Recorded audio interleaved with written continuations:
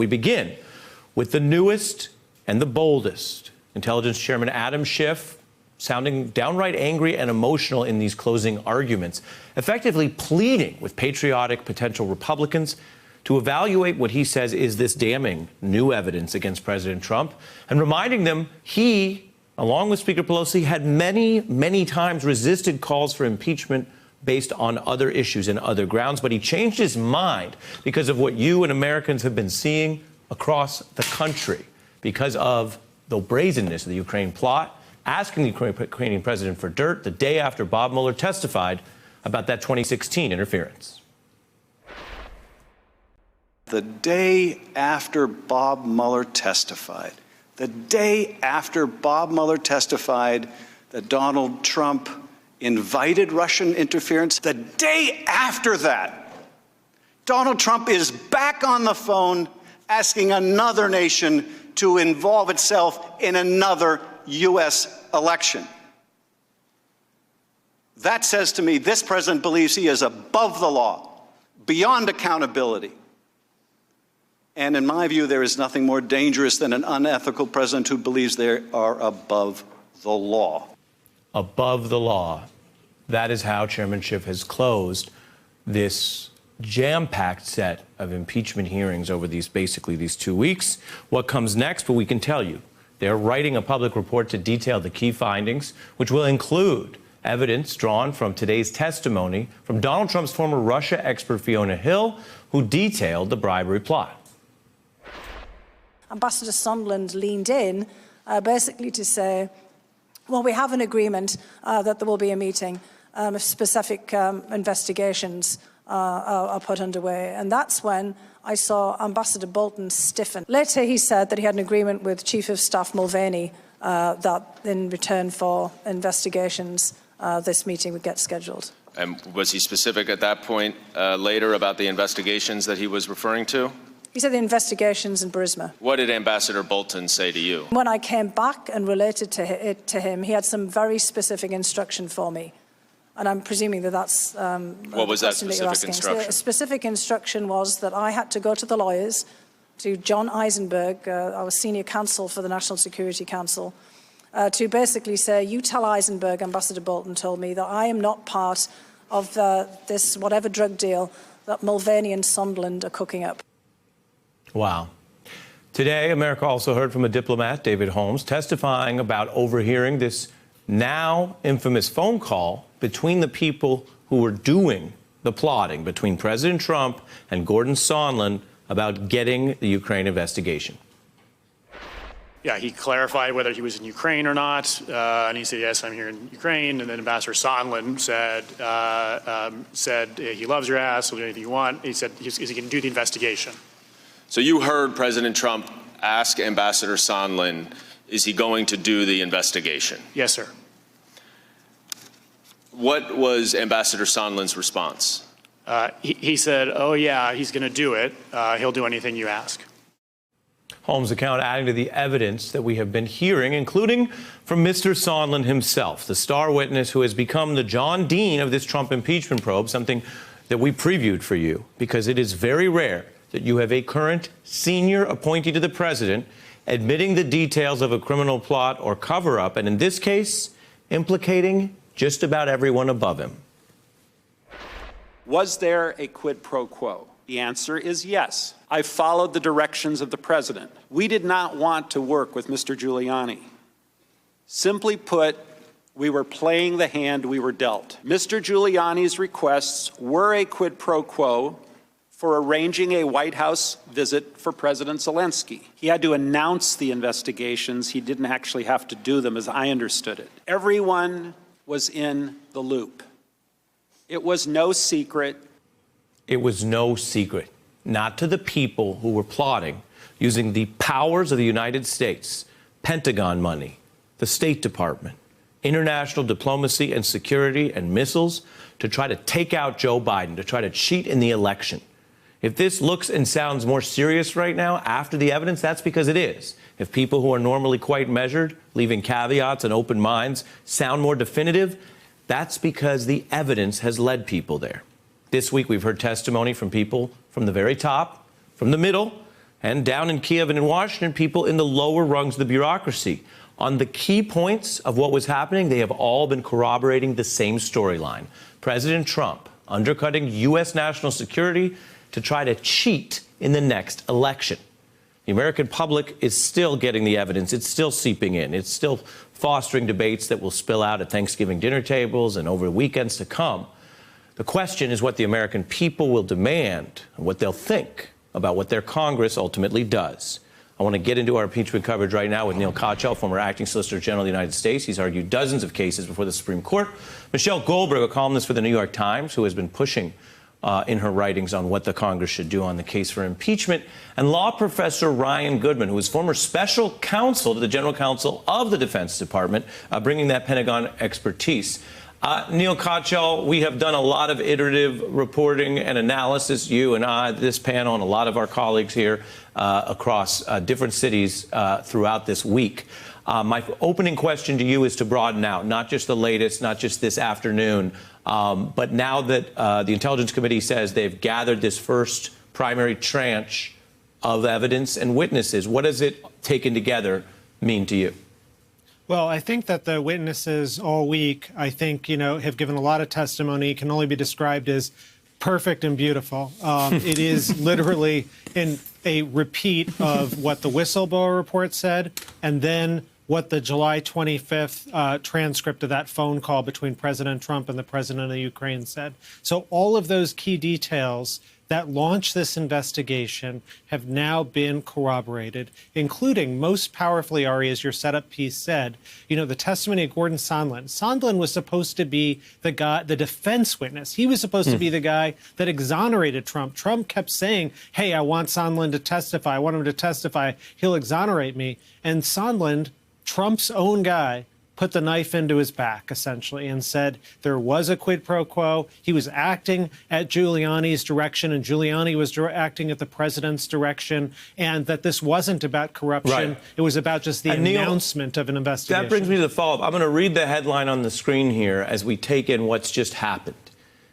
Impeachment witnesses confirm Ukraine bribery plot. None deny it. Which speaks to the exact point you're making. Whether Mr. Sondland was going to hold on to the initial denials that he'd given, he retracted, or whether the White House could find anyone in any wing. I mean, the Donald Trump has found people to lie for him, as you know, in many other forums, but they couldn't find, with the cooperation of the Republicans in Congress, a single person to go in under oath and deny this plot. Exactly. So, that's where the collapse of the defense on the Republican part is. I mean, for a while it was, oh, this is all secondhand, third-hand information, never happened. Now we've got all these first-hand witnesses all saying, yeah, you know what? It turned out it did happen. So now the White House is back to one of two defenses. One, the Mulvaney defense, get over it. Or number two, the throwing up of smoke and mirrors saying, oh, this is about Russia and Ukraine and this and that in 2016 and CrowdStrike and all of this stuff. And on that, boy, I mean, I can't imagine. I mean, Dr. Fiona Hill's testimony today was devastating and blew that apart. Michelle, you've sat with us at this table before and made the argument that there was an overwhelming case, and the question was whether Democrats would prosecute it. Over these 2 weeks on this issue, they have your review of it. Well, I think the case is obviously overwhelming. I don't think it's complete. I don't quite understand the need to rush this. I do understand that they don't want to let this be dragged out for a year as they fight, over various subpoenas in courts, particularly courts that are stacked with judges appointed by Donald Trump. But I do think it's a problem that Congress has essentially assented to letting this administration treat subpoenas as if they were optional. And there are all these pieces that Republicans are now going to say, well, this little piece hasn't been filled in. We don't know exactly who gave the order to Mick Mulvaney. There are little pieces of this about, kind of Mick Mulvaney's communications with Rudy Giuliani's communications with Donald Trump that could be filled in if people testified as they're supposed to when they're subpoenaed. And so I wish that at the very least, they should be subpoenaing. I think, again, I'm a humble columnist. I understand that there's people who, put on trials who understand what they're doing. I don't understand why Lev Parnas, for example, who has been indicted, you know, kind of Giuliani's henchman in Ukraine, who is now cooperating with prosecutors and who's now speaking to journalists, or at least his lawyer speaking to journalists, why isn't he there talking about what he and Giuliani were doing in Ukraine, and really who is paying for it, so right? You think there's a tinge of impeachment legal Goldilocks here, but you think initially they were going too slow and now they're going too fast?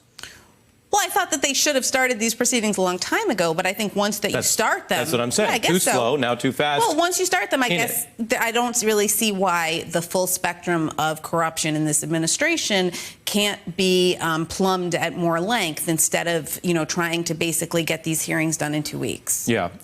Ryan, take a listen to Fiona Hill today, working so closely with Bolton on these concerns. I'd asked if there was anything that we could do about it. And Ambassador Bolton had looked pained, basically indicated with body language that there was nothing much that we could do about it. And he then, in the course of that discussion, said that Rudy Giuliani was a hand grenade that was going to blow everyone up.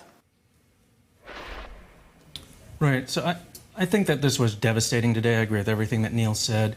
The fact that you can even run that banner that says nobody disputed it, the fact that it laid the foundation for Adam Schiff to basically give, I thought, a closing argument that was spectacular. And the reason it was spectacular is because the foundation had been laid. He said the words undisputed. So it's just clean facts. People flipped. They confessed. Sondland confessed on national TV to being involved in the crime or the abuse of power, but I would say a crime easily, bribery, extortion, Hatch Act violations. There's just several.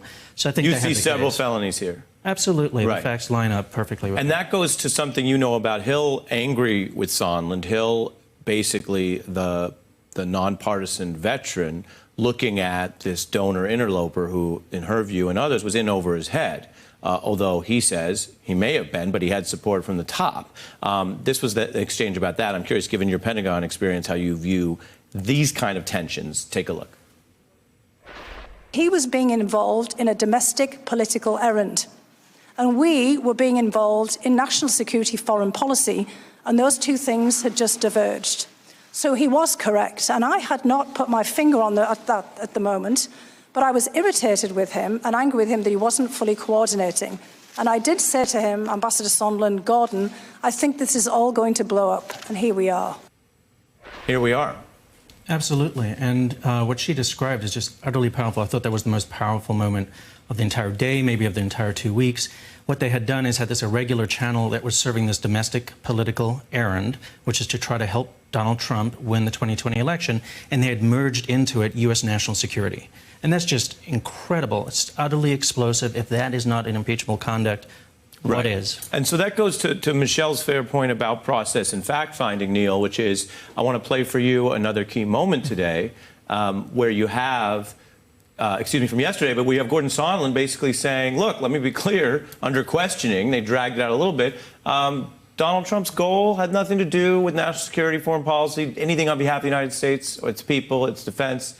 This was all about extorting election help going after Biden. I've heard this euphemism interference. Let's be clear, whether the Congress finds this impeachable or not, this was more than interference. This is an alleged bribery plot to take out the Bidens. Take a look. What did Ambassador Sondland say to you? He said he doesn't really care about Ukraine. Did he use slightly more colorful language than that? He did. What did he say that he does care about? He said he cares about big stuff. Did he explain what he meant by big stuff? Well, I asked him, well, what kind of big stuff? We have big stuff going on here, like a war with Russia, and he said, no, big stuff like the Biden investigation that Mr. Giuliani is pushing. Neal, where does that fit into the theory of the case? That's Holmes basically quoting what Trump told Sondland. Sondland yesterday does not dispute that. And interestingly, for those keeping close track, if you want to say, well, do we just believe anything that comes out of government officials that may or may not hurt this or that person? That witness and others also testified to highly explicit details that proves or is very close to being probative to the point that they knew what they were talking about. One example is on that same set of phone calls, a very obviously absurd moment of today, but where the same official says he heard Sondland and Trump discussing whether they could get this rapper released from prison and what would you tell the Kardashians and all of these things that you would have to probatively be there to know about.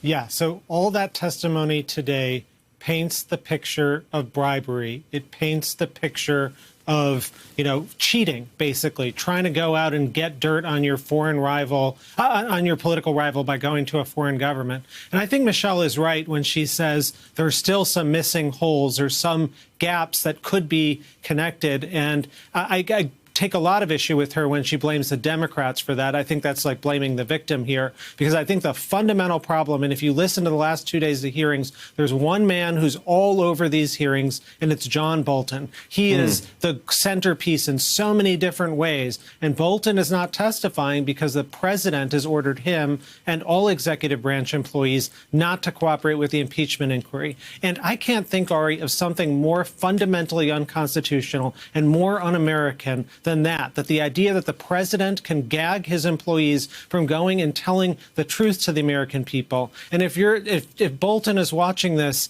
I hope he watched his deputy today, Dr. Hill, and the bravery she showed in saying, I'm going to go tell the truth, because it is unexcusable for him to sit in the shadows when all of these allegations are happening. I think he does have details. Such an important point. It's something we're going to be digging into. You name-check Michelle Goldberg. She's coming back later in the show, so she will get her time. Neal Katyal and Ryan Goodman, thanks to both of you. Michelle, see you momentarily. Hey, I'm Ari Melber from MSNBC. You can see more of our videos right here, or better yet, subscribe to our YouTube channel below. You could have been anywhere in the world, but you're here with us, and we appreciate that.